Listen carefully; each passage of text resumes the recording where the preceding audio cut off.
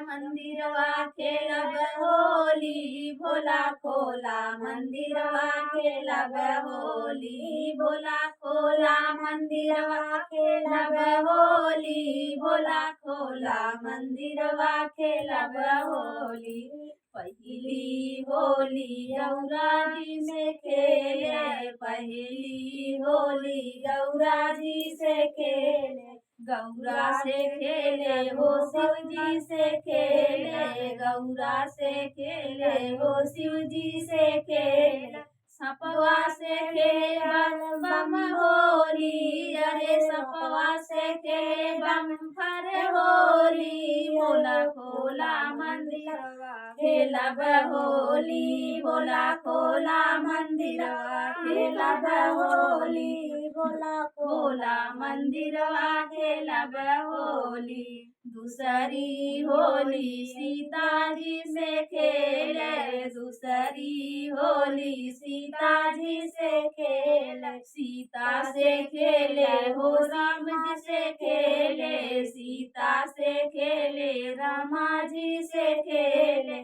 तिरिया से खेले बम बम होली, हाँ धनुषियों से खेले बम भर होली, भोला खोला मंदिरवा खेलब होली, भोला खोला मंदिरवा खेलब होली, भोला खोला मंदिरवा खेलब होली। तीसरी होली राधा जी से खेले, तीसरी होली राधा जी से खेले, राधा से खेले कृष्णा जी से खेले, राधा से खेले कृष्णा जी से खेले, बंसियों से खेले बम भर होली, अरे बंसियों से खेले बम भर होली, भोला खोला मंदिरवा खेलब होली, भोला खोला मंदिरवा खेलब होली, भोला खोला मंदिरवा खेलब